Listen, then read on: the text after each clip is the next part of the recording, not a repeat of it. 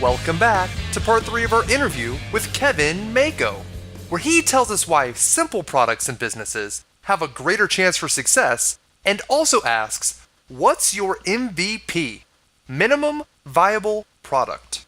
Stick around, part 3 is just around the corner. Welcome to this edition of Peak Performance Podcast with your host, Thor Conklin. Thor will be sharing the necessary tools, strategies, and psychology you'll need to become a peak performer in any area of your life or business. Thor Conklin here. We give you the tricks, the tips, the tools, the strategy, the technology, and the psychology peak performers use in order to get more done and execute at the highest level. If you know what to do but struggle with getting it all done, or simply want to raise your game to the next level, this podcast is for you. Sit back and enjoy. You know, we're always talking about, there's plenty of ideas. It's the execution on the idea that actually matters. That's huge. Yeah. Tell us about something that you saw and you were like, oh my God, I can't believe I didn't think about that. Oh, you know what? Actually, it's really cool just because we got our first off-the-shelf production units in. It's one of our clients called Moonlight. And basically, it's a little viewfinder thing that you put over top of the flashlight on your cell phone. Like when you take the flash, you put it on flashlight mode, you just slip this thing over top, and you could basically flip through like a slide projector, different story slides that basically project onto the ceiling to tell your kids a bedtime story with this added visual on the ceiling of their bedroom. So it's called Moonlight. They basically came to us. Natalie, the person who came up with the idea, she came to us with just this concept. And we essentially took it through, did the design and engineering, took it into prototyping. The thing worked amazing. She then took the prototype and went on to crowdfunding, raised almost $1 million online in pre-sales, and then got picked up in the end by Spin Master Toys, one of the top toy companies in the world. It's just phenomenal to see, and that was in under a year. Amazing. Those are, that's just one of those beautiful stories where it was such a simple idea, but had so much product potential. That really was, phenomenal. So, and I'll pair that with some advice. If people have, and this is across whether it's an app or a business idea or whatever, you name it, but especially in the product space, the physical product space, the simpler the better. For your first product or your first app or your first service. We have a lot of clients that come to us trying to build a rocket ship, and we have a lot of clients that come to us building something like Moonlight.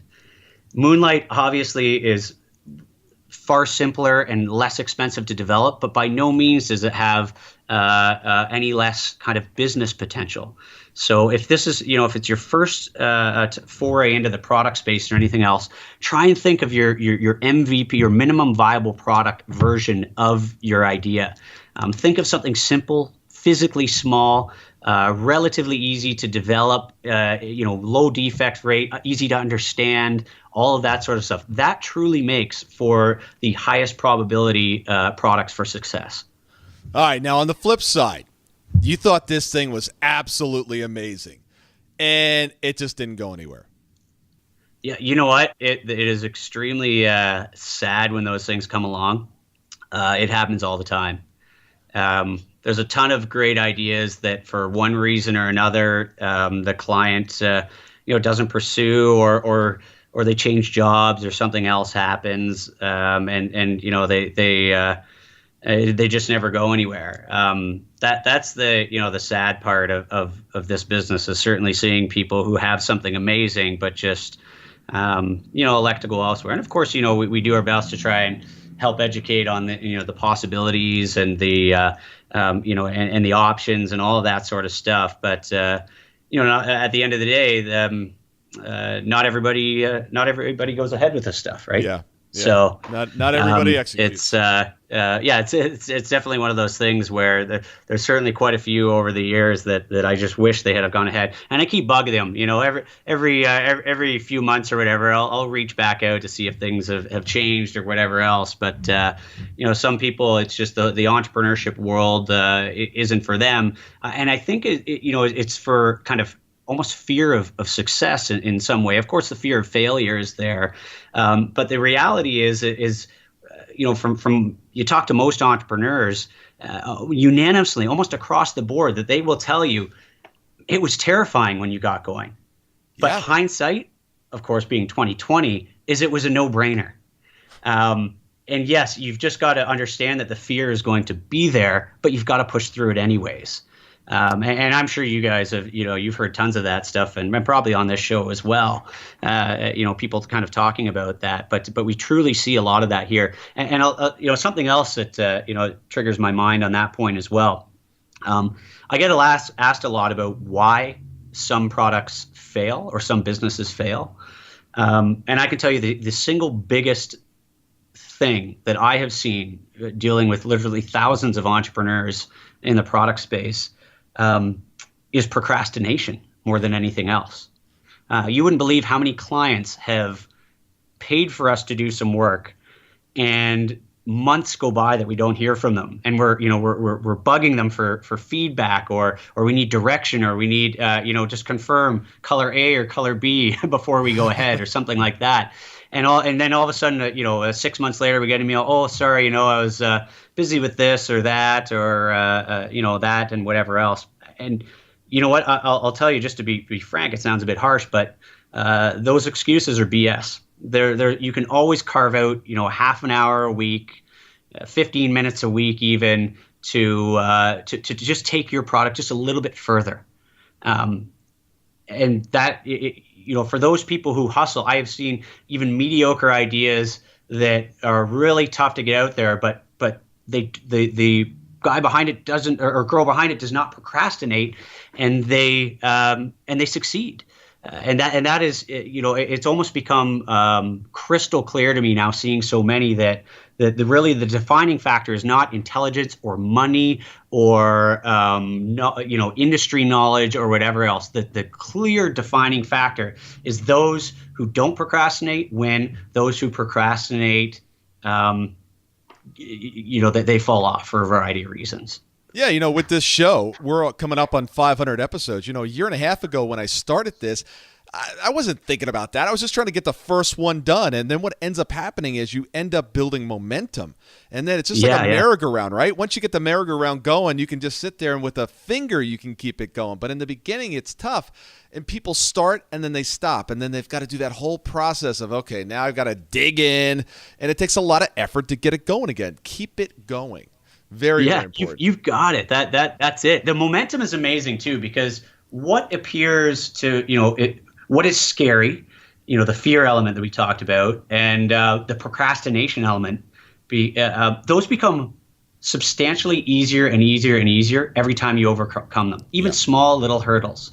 I look at, and I'm constantly reading, I read probably 20 or 30 blog articles a day on business development and productivity and all that sort of stuff. And, one of the big tips that you can do to help push through the fear and push through the procrastination is just set, rather than huge, lofty goals. I mean, those are good. Let's call that your vision.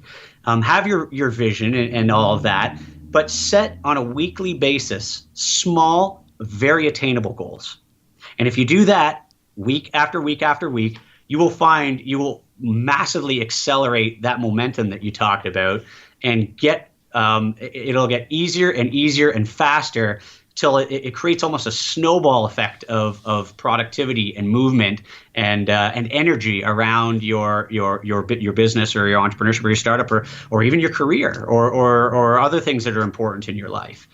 Small attainable steps. What's one thing 10 years ago you didn't do very well, but today you actually do quite well? I would say that's probably a big one right there. My year after year, I've always pushed harder to become better at what I do, better at the business. and just a healthier all around person in general, to ensure that we're creating the best possible, not just company, but community around hardware product development. So throughout that process, in the early days, time was essentially free.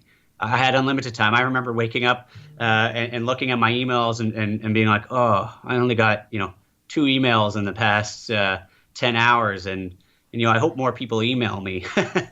And you're really and you're thinking about things to do, and you're not really sure what to do, so you start just Googling around or making some phone calls kind of arbitrarily. It seems like you've got a lot of time, but not a lot of opportunities.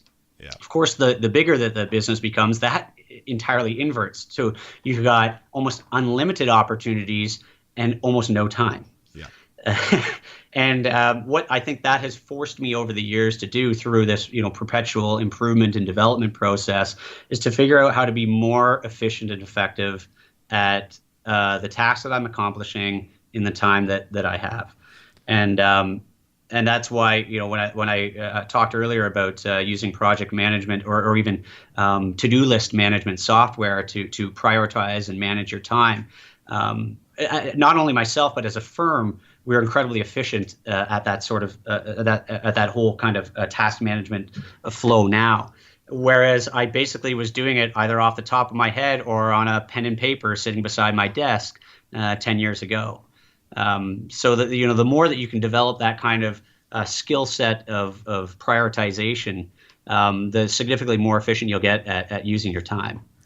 You're a competitive squash and hockey player. I love the fact that you say competitive. I don't play squash. I don't attempt it. I'm competitive at it. And that jumped out to me on your bio. What have you learned by playing competitive hockey and squash? How has that helped you become a better business leader? Well, you learn how to push through the pain, that's for sure. I've had quite a few broken bones over the years from hockey. I mean, something amazing about a sport is not necessarily what you learn from it, but a major takeaway is with a healthy body, I very much believe brings a healthy mind. Especially the bigger business gets, and the more the harder you're driving at it, the more strenuous it can become on the brain. And in the early days, I was as coming out of university, you basically, it almost feels like you have kind of unlimited hustle. You can sleep 4 hours at night, get up, go to a meeting, make a bunch of phone calls, crush throughout the day, do 14 hours, eat ramen noodles, go to bed, and feel like you're on fire. Well, of course, as the years trickle on, that becomes harder and harder. So I've always made sure that I've spent a little bit of time every week investing in the body, so that I'm essentially staying healthy, eating well, so that I feel good and I'm energized throughout the day as I'm working, both through the good times and as well through the tough times. And entrepreneurship is trying for sure at times, and can be very stressful. Your entire, it's not just your life anymore, it's your staff, and that is the main motivation behind me. It's the people that I'm working with, both from the client perspective and the staff perspective. They're relying on you, so it's way bigger than yourself, and that can become very stressful when things aren't going well. Of course, very rewarding when they are. But one of the big things about sport is that it forces you on a schedule every week to go out there, get a major sweat on, and have some good time to relax after the game with your friends and your and kind of take it easy, have a beer after the game, and then wake up the next morning feeling great and ready to go again. So I think there's a tremendous amount of value. I'm a big proponent of a balanced lifestyle approach to make sure that essentially mind and body are working collaboratively together so that you don't burn out. Yeah, one of the major pillars that we talk about in profitability consulting is energy management. If you don't have the energy to show up at the office to really kill it, you could have the best intentions. You're just not going to be able to execute. You've got to have the foundation of your energy in your body. So well said. Tell the audience how they can get a hold of you. Yeah, sure. Reach us to us anytime through the website or our social media. If you're interested in product design at all, I highly recommend you check out our blog. We put a lot of really good quality content on there. It's not just a blog for the sake of writing stuff. We very carefully select and choose the content that goes up there. There's a lot of tips, a lot of client success stories, a lot of kind of feedback from people who have gone through the process. We've got things like invention manuals on there. We put a lot of effort into trying to help on the educational side. So even if you're just curious at all, do check that out. But it's the website is www.makodesign.com, MAKO design.com. And we're on every social media platform, from Pinterest to YouTube to Instagram, Twitter, Facebook, LinkedIn, you name it. Check us out at any of those, and feel free to hit us up across any of those platforms, or just call in or phone in. And we're very much happy to help, even if it's just hey guys, I've got this idea, I just want to pick your brain about it, or whatever else. What I can say more than anything else, back to the procrastination comment. Whether it's us or whether you're in a completely different industry, just pick up the phone and call the person that you want to talk to. Do not be afraid to just call and say, hey, I've got this, and I'd love to talk to you about that, because you'd be surprised how often you'll get a warm reception on the other end of the phone. Absolutely. If you're afraid, try the 1, 2, 3 method. 1, 2, 3, go. I love it. Oh, yeah, it works great. You know what's really interesting? This is a true story. I was helping a client. They do a lot of business in December. I was helping a client just make some phone calls, and I found myself nervous calling their clients. I was like, wait a second, I don't even know these people, right? I'm like, I don't mind picking up the phone and calling somebody, but there was something about it not being my client, not my prospect, and it was theirs, and I got nervous about it. And I literally had to do that myself. I'm like, come on, Thor, pull it together, It's like, this is not cool. And I said, okay. It was literally, I put in the phone number. I said, 1, 2, 3, go. And that was it. And now I was off to the races. And as soon as the first one's done, everything else falls into line. So. Oh yeah, for sure. And even if you get a few, bad responses, who cares? Oh right? yeah, I don't. Worst case scenario, they're going to say no. Yeah, exactly. Yeah. And these were already customers. If you didn't call them, they already said no anyways. Then exactly. Right? Kevin, thanks a lot for being on the show today, and we look forward to having you back. Oh, that was great. Really appreciate it. Great questions, and hope it was helpful. And would love to be back on the show another day. Thank you so much for listening today. I really do appreciate your time, and I hope you found today's show valuable. If you would like to receive these shows automatically to your phone or to your computer, simply go to iTunes and subscribe. After listening to several of the shows, if you're so inclined, please leave us a 5-star rating, as this helps us reach additional people and spread the message. If you're truly committed to taking your life to the next level and doing whatever it takes to become a peak performer, but something's holding you back, something is blocking your way, and you just can't seem to figure out what it is, send me an email to info@thorconklin.com, and I'd be more than happy to get on the phone with you. We'll schedule a 15-minute discovery call. No obligation, no cost. I absolutely love to hear from the listeners, and if there's something I can do to help, I'd be more than happy to do that. Also, if you found something of great interest in today's show and you want to share that with your friends and family, simply go to my Facebook page, Thor Conklin, click on the episode, hit the share button, and share it on your page. You can follow me at Twitter at Thor Conklin. The website is thorconklin.com.